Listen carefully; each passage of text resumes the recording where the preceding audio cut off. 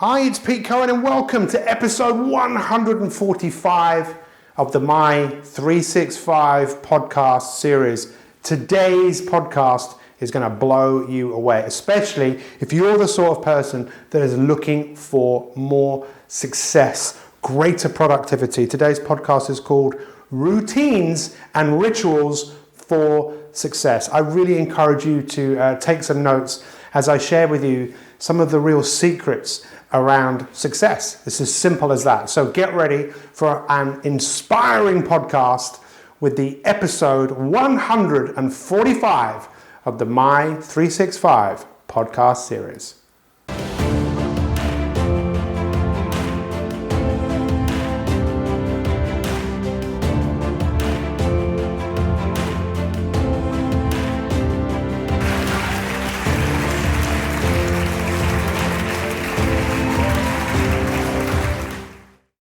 Welcome to episode 145.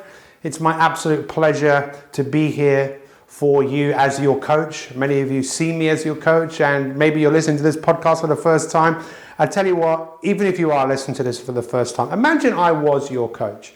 I actually believe that everyone needs coaching because everyone needs someone to help us make progress in our life. And the role of a coach is literally to take you from where you are to where you want to be.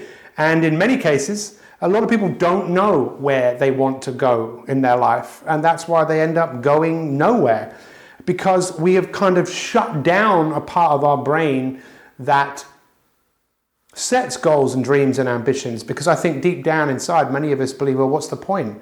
I'm not good enough. I don't have what it takes. And in fact, episode 144, we were looking at confidence. We were looking at what does it really take to develop a true inner confidence that you can achieve what you want to achieve and that you're a good person the way that you are. There's nothing wrong with you apart from the fact that you're a human being, and there's something wrong with all of us because we're not perfect. We looked at what confidence really is, and it's just a feeling. And that's what coaching can do. It can really help you develop your own true inner confidence. And we also mentioned in the last podcast that confidence is built in many cases by us doing what we say we are going to do. And if I was going to ask you how many times in your life have you let yourself down, what I mean by that is how many times in your life have you said you were going to do something and you didn't do it. That registers. There's a part of your brain that remembers everything pretty much, even though there's a part of your brain that maybe doesn't remember. We record everything that goes on. And if you've constantly or many times let yourself down, or you've been let down by other people, or you feel that you've been let down, we lack confidence in people, we lack confidence in ourselves, so we have to build it. And I ask all of you to think of yourselves like builders, like architects, and ask yourself, what in my life do I actually want to build? What in my life do I actually want to create? Because that is what you have been given. You have been given the same equipment that I have been given, and the same as everyone else, the ability to come up with ideas and manifest those ideas. So over the last 25 years or so, I've had the real pleasure to work with some incredible people, world-class athletes, Olympic champions, some very successful teams, and lots of organizations with executives, people who have really done some incredible things. They've kind of led from the front and broken down the walls of what other people maybe thought was possible. But it's not just people that you might have heard about that I've worked with, but I've also worked with a lot of kind of what I would call unsung heroes. People that have come from deprived backgrounds, people who, if you were going to put odds on them achieving what they've achieved, you'd say, well, that's not going to happen because people from that type of experience, that type of upbringing, they don't amount to very much. But one of the things we talk about a lot with My 365 is everyone has the power to change and everyone has the ability to write a future. But it all boils down to a couple of very simple things in many cases. Of course, first off, it is having a compelling goal, something that you're working towards. Napoleon Hill, who wrote the great book Think and Grow Rich, and he interviewed 500 people. I haven't interviewed 500. I've worked with more than 500 people. And you see that there are some real simple things that all of these people do. And it's not complicated. In fact, it's common sense. But in most cases, common sense is just not common practice. And it really does revolve around the routines and the rituals that people put in place to manifest things. Routines and rituals. Now, I don't know about you, but I'm not a big fan of routines and rituals that someone else is giving me. That's one of the reasons I didn't have a particularly good time in school. I didn't like the idea of having to sit down and study something that I really didn't want to learn about, and to then learn it and then regurgitate it in an exam. I rebelled against routines and rituals. I wanted to do things in my own way. I used to say this a lot: I'll do what I want, when I want, how I want to do it, and no one can tell me what to do. I said it to both of my parents, and I probably said it enough that, you know what, I did kind of end up doing my own thing, and I haven't really worked for anyone since probably about 1986 when I worked in Waitrose. I didn't like anyone telling me what to do. I wanted to come up with my own rules of the game. And this is something we've been working on with our coaching community, our elite community of people all over the world who we coach every single day, is we've been working on helping them define the game of life. Just imagine life was a game. It kind of is a game, really, if you think about it, and every day you kind of roll the dice. You might not literally be rolling dice, but you're rolling the dice in terms of the decisions that you're making and where those decisions are actually taking you. Now, when we really look at our life and we step back, we might realize that the game that we're playing, the rules that we play, how many of those rules did you actually come up with? Or how many of them were just what you were told and what you did, rather than going, whoa, whoa, whoa, whoa, whoa, whoa. Okay, what do I want out of my life? What are the goals and the dreams and the ambitions that I have? And are the ways that I think, the rules that I've set myself, the way that I deal with life, is that leading me in the direction that I want to go? So we have a lot of fun with our community of people, making them think of life as a game and then deciding how they want to play it. And just imagine putting a big learner sticker on yourself, because this is a game that you're always learning. It's not like Monopoly where you have to play by the rules. With your rules, you can always change them, because when life changes, often we have to change. But it's just a really great way of looking at life, and this is one of our goals, is to help thousands, millions of people all over the world, help them to define the way they want to play the game of life. Because within all of us, there is an innate drive for us to express ourselves. Something we've mentioned before on our podcast is something called syntropy. And this is something I didn't know anything about. I don't even know how I came across it. Please don't ask me to spell the word, because I am pretty severely dyslexic. I think it's Syntrophy. Who knows? Just Google it. 1937 Nobel Prize winner. I wrote his name down here somewhere, but on my notes, Zent Gogori. He was Hungarian. I probably spelled that absolutely incorrectly as well. And I wrote down one of the things that he said. He recognized, and he got the Nobel Prize 1937. He said, as a force, syntropy is a force which causes living things to reach heights and heights that it hasn't experienced before. So what he was saying is that there is an innate drive within all living cells for them to express themselves. So if you look at the acorn that falls from the tree, it lives to express itself fully. It might not. And he was saying every living cell lives to express itself fully, but we might not, because we are living cells. But that's like when you get sick or you cut yourself, your body wants to heal itself. But that's just physically. There's also mentally as well. And I personally believe this, that you were put on this earth to get better. Now, of course, that kind of contradicts itself, because, of course, one day we die, but most of us could live a lot longer than we actually live. Genetically, we could live to 110, 120 years old. But the fact is, most of us don't do that because we don't live our lives in accordance where we're getting better. Many of the decisions that we make in our life do the opposite of syntropy, where we're destroying ourselves by stress, worry, anxiety, the foods we eat, the habits that we have. So this is kind of going off track just a little bit, but what I'm trying to help you understand is that if you don't have routines and rituals to move you in the direction that you want to go, what do you think is going to happen? You will become a victim of temptation. you will become a victim of impulsivity. And I believe that there has never been a more important time for human beings to have rituals and routines in their life. Absolutely never ever a more important time than now. Why? Because there is more impulsivity, there's more distraction to you right now, even watching this. I mean, how many of you have already started looking at something else, or there's something else going on in your mind, or maybe you've stopped watching it and thought, I'll come back to this later on. Because our attention is it is the most valuable commodity. There are two valuable commodities. The most valuable, leadership. There has never been a more important time for great leaders to step up and lead people forwards so that people could become their own leader in their own life. And the second thing is us definitely learn to use our attention, because your attention is being tempted. I was looking at a girl at the airport this morning who was looking on Instagram, and I was just curious looking at what she was looking at. She was looking at videos that were no more than 20 or 30 seconds. And literally, she must have looked at 20 or 30 of them, just going from one to the other, one to the other. It's very hard for people to keep their attention. And I promise you this, if you want success in any area of your life, it ain't going to happen in what you do in 20 or 30 seconds. It's going to happen in what you do over an extended period of time, and maybe for a bit longer than 20 or 30 seconds. In fact, we did a live... In fact, I'm going to do a podcast on Bruce Lee. We did a live Facebook broadcast. You could probably find it if you search for it on Facebook, Pete Cohen, Bruce Lee.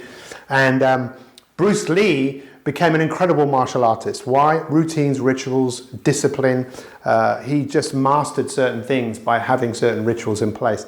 He became so great at what he did that so many people from other martial artists, other schools, they wanted to learn from him. But they almost wanted him to give them something. And he actually closed his schools down. He had 3 martial arts schools and he closed them all down because people just wanted the answer rather than going to work on themselves. So when you look at the roadmap to success, it does boil down to routines and rituals. It's the same thing. It's when you routinely do something. And studies have shown that when people do something sporadically, let's say you might say, oh, I'm going to read a book on personal development and I'll read it 3 times a week. You are less likely to succeed doing it 3 times a week than if you did it every single day. Every single day, set something in your brain that goes, this is what I'm doing and this is how I'm doing it. Now, I can challenge you if you want, and tell you this. Of all the people in the world that were less likely to stick to routines and rituals, I would probably be way up there because I'm incredibly energetic. I find it hard to concentrate on anything for an extended period of time, but I've had to train myself over a period of years. I don't expect people to do what I do, but you know what? I get up very early in the morning at 4 o'clock and I don't check my emails because this is something else. I want you to understand that your decision-making capacity, there's only so much of that you have. And if you immediately get up in the morning and you start looking at emails, what happens is you are reacting to what other people want from you. So once you work out what's important, what it is that you need to work on, if it's possible for you for the first half an hour or 2 hours in the day, that's when you want to give that your most energy, your most focus, to block off distractions and go to work on what it is that you need to do that sets you up for the day. Because if you don't do this, you will become a victim of impulsivity. You will become a reactive person rather than a person who is deciding to decide to create the life that you want. We say this a lot. A great life does not happen by chance. It happens by design. And when you think about what you're designing is a series of great days. In fact, those of you that are watching us on YouTube, you can see the picture here. Happy, beautiful day. To have a beautiful day, a happy, beautiful day, I dare you to see what happens that if you can stick to doing a few routines over an extended period of time, how much you get better at something. And yes, this is boring for a lot of people, the whole idea of doing things. But doing those mundane things over time, that is where the greatness lies in all human beings. That is where it is. It's not anywhere else. In fact, Mozart was asked, I think I might have mentioned this in a previous podcast, In fact, he wasn't asked. He was considered a genius, and someone wrote something about him, and he just told a friend how devastated he was by that, because he didn't see himself as a genius. If anything, he was a genius of hard work, at sticking at things until he became very good at them. It's the same with Michelangelo. He didn't become this amazing person who could just sculpt things. He started sculpting from a very early age. He got good at it because of what he did over time. And there's something really weird that happens in society today, that when we see people who are working on things and getting good at them, we kind of don't like it, we put them down, because I think deep down we know we were put on this earth to get better at things. And if you take anything away from this podcast today, maybe to decide what's a ritual, what's a routine that you could actually challenge yourself to do it? And how could you keep yourself engaged in it? For me, the way to keep myself engaged in it is to decide the night before what I'm doing. In fact, in Islam and Judaism, they believe that the day starts at sunset. So I love that concept. That's why I like to lay myself things out for the morning before I go to bed. So it's like tomorrow has already started now, so I can minimize distraction. I can minimize getting things ready and using up energy, because I have already decided what it is I'm going to do. And by the way, the word to decide comes from the French word to décider, to cut off, to cut yourself off from doing anything else apart from what you said you were going to do. This is where your confidence will come. And if you want to be challenged again by me as your coach, let's go on a streak. Not a streak of taking all our clothes off. A streak of, I'm going to do this for a series of days. We have some of our members who have journaled for 600 days. People who have meditated for 1,000 days. And once you get good at one thing, it becomes habitual, it becomes easy. Then you can start to do something else. Rather than trying to do everything all in one go, it's the simple things over time which make a massive, massive difference. I've just got my notes here. I'm glad I picked that up, because, and this is where we'll finish this podcast. It's a wonderful word. Maybe we'll do a podcast on that, and we'll welcome your feedback about all of this. But this is a great word, intentionality. Intentionality. I love that word. You have the intention to do something, but the intentionality comes from seeing the completion of the task. So some people have the desire to exercise, right? But they talk themselves out of it. The intentionality is you intend to get what you're going to get out of it at the end. Now, for exercise, a lot of people don't like the idea of it, because they think, when they think about it, it's hard work. But the intentionality is, what are you going to get from having done it? What's the feeling that you were going to have from doing something that maybe you didn't even feel like doing? And if you do this routinely, like at a certain time every single day, it's just what you do, you seriously minimize make it so much more unlikely that you're not going to do it. Listen, we are our own greatest potential, but we also we can be our greatest enemy. If you put routines and rituals in place in your life, if you bookend your day and you start your day so it has two ends to it, a beginning and an end, you are far more likely to have success and create loads of happy, beautiful days and live an inspired life where every day you're writing your future. And that's where your power comes from, to create the future that you want. So I appreciate you guys watching. What is your biggest learning, your biggest takeaway from this? If you're watching this on iTunes, feel free to leave us a comment. It makes a big difference. Wherever you're watching this, feel free to share it and give us some feedback. And if you want to see how individual coaching with me, a world-class coach who's worked with so many people, helping them to have the success in their life that they now have, just check out mi365elite.me. That's mi365elite.me, and see what coaching can do for you. We will see you next time for another My 365 podcast.